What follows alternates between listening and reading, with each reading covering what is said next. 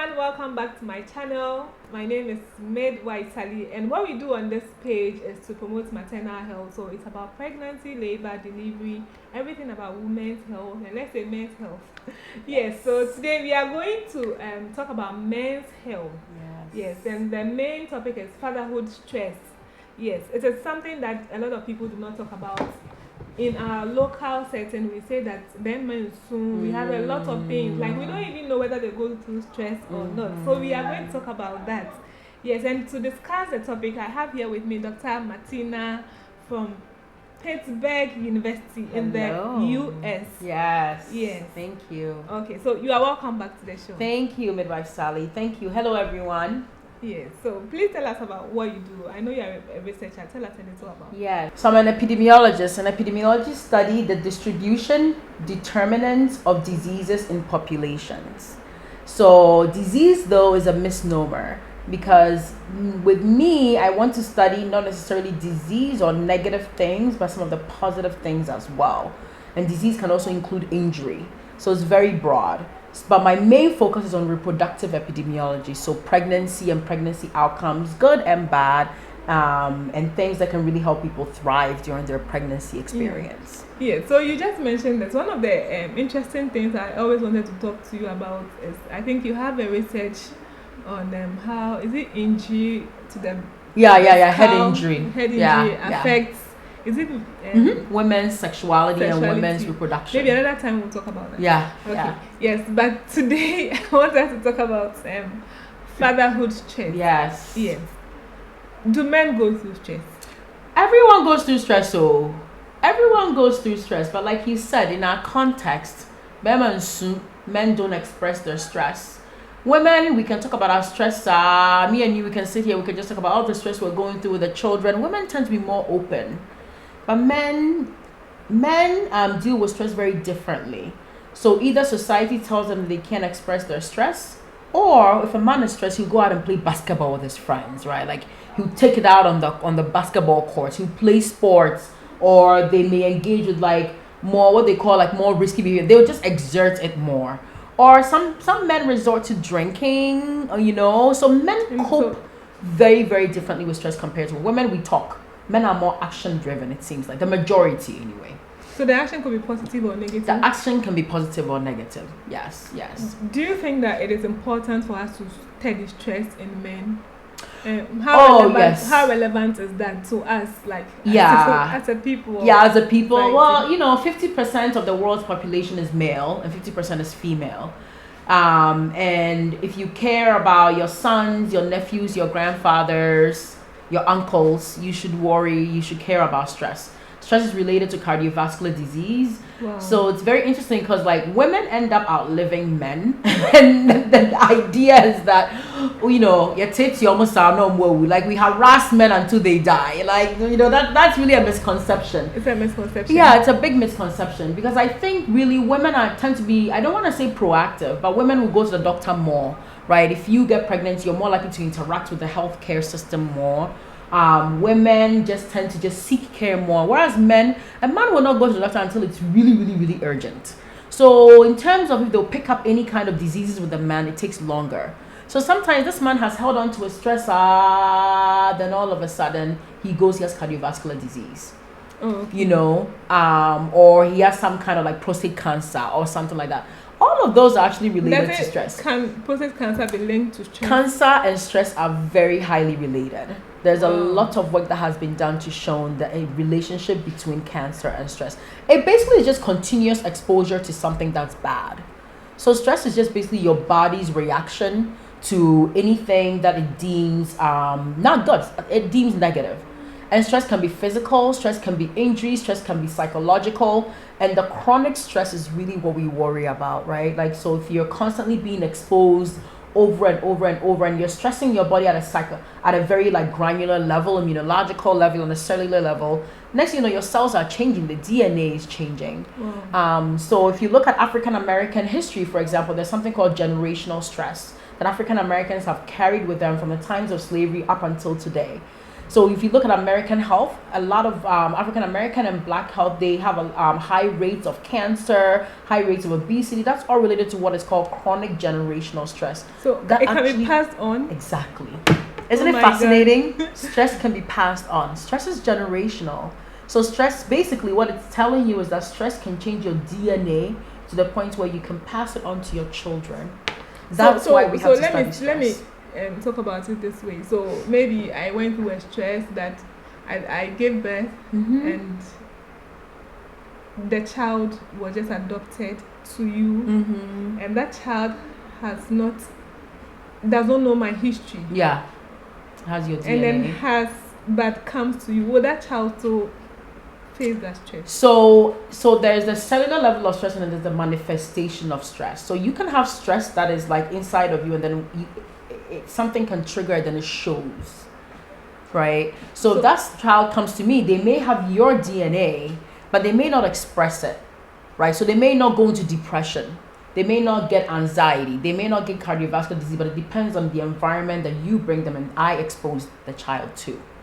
You get what I mean? It can be like a dominant. Exactly. Okay. Yeah. A recessive gene that, or something like that. Yeah. Then something triggers it, and then it comes. You can think of it that way. It's very, very fascinating. Stress research is really, really picking up. And so now the hot thing is not just looking at, I do it, not just surveying people, but actually drawing their blood to look at biomarkers of stress. There are several things, like they look at inflammation. Do you have a high inflammation load, or do you have cortisol as a stress marker? So that child, if they're born, we can take the child's blood and basically see if that child's cortisol level is similar to yours at birth and throughout their life. It would be really fascinating. Then if that child comes to me, during actually this would be best as a twin study. My brain is going really fast. So you can have one child who stays with you and one child who stays with me. They have the same, if you think about it, maybe at birth, they have the same parent, but at baseline when they're born, they have the same stress level. And then we say, okay, this child is with Sally, this child is with Martina. Let's see as they go through their lives, different stress environments, how that blood, that cortisol changes over time. It would be really fascinating. That would be interesting. Yeah, but our body has built in many ways to deal with stress. So resilience is an area that's really coming up. It's just how you kind of like cope with stress and how you do it. But the most important thing is if you're stressed, you're able to come down, right? You want that up and down motion. If you stay stressed and then you stay flat on that high level, it's very, very bad. If you're stressed and you stay on that low level, it's also really, really bad. You're almost dead, like you're unresponsive. Okay. You want that response. Yeah. So let's talk about things that stress people. Yeah. So you are in the US and I'm in Ghana. So let's just talk about it this way. Does the place that the person finds herself have a role in the kind of stress the person go through? Location. So in the US, what kind of stress do you think the men go through? Oh, I think that sometimes we think that just because someone is in a different context that it seems to be better, the stressors may be different. But they're actually, human beings are actually much more similar than they are different. So when it comes to male stress, financial is always the big one, right? There's this idea that men are supposed to be the breadwinners, supposed to bring in the money. Those are experienced in Ghana as well as in the US. Maybe in Ghana, the men in Ghana may not have as many opportunities to get work as quickly as the men in the US. So the men in Ghana may stay in chronic stress longer. But the US person may get a job that they do not enjoy. It's bringing the money, yes, but they are also being exposed to chronic stress. To some extent, so right? It's all in like different variations. Exactly. So yes, definitely. I think the big stressor for men, especially, is definitely financial. And relationship stress is also another one that comes up. Yeah. Right? So let's go to the research that we did in Ghana. Yes. So we did a research together. It's so exciting. Yes, I think we met different groups of men, and you came to the Adan. Yes. You came to the Adan. Yes. And yes, can you tell us a little bit about it? Yeah. So this was so exciting. This was a project that I had wanted to work on, and I had a medical student who also had a similar interest, and so she took the lead and she ran with it. But what I love about this is that Midwife Sally was able to act as a conduit and introduce us to like 3 communities in Ghana. So we interviewed 2 communities of men in Ghana. We did focus group interviews as well as some surveys. So we went to Adan, which is like a paradise place, but most people are rural, and so their education is lower, the income may be lower, but it was so hard filling just to talk to that group. We went to Kumasi, which may be deemed, oh, Kumasi is more urban, they maybe have higher education than Adan. But you can imagine, even if you have higher education, you're still maybe in a stressful environment because the demands are higher. Then we went to Sunyani, which is sort of like a little bit like Kumasi, but not so much. And so we interviewed men there as well, just to see their stress levels. Yeah. Yes. So the results were published. Yeah. Yes. And I think some of the things that came out, I remember the interview, the men talked about some of the stresses as finances, stresses from the spouse, and it was so interesting. I didn't know men would mention that we were one of their stresses. You didn't know? Men stress us, they stress us, we didn't think that we stressed them. Yes.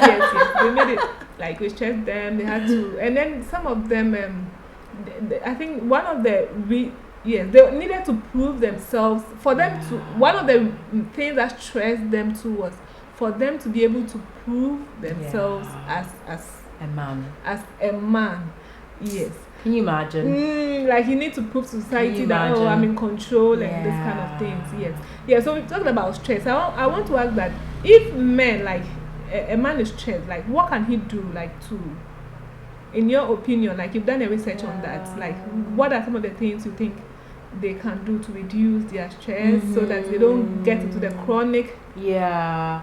So, the good news is when we did this research, the men told us what they can do, and their suggestions included, I can go, even though my spouse is stressing me, what I can do is I can still say, hey, PY, let's go out, me and you, right? And interestingly, in Ghana, you think, no one goes for walks or whatever, but a lot of people said, I just go for a walk. I just leave the house and I go for a walk to bring down my stress level.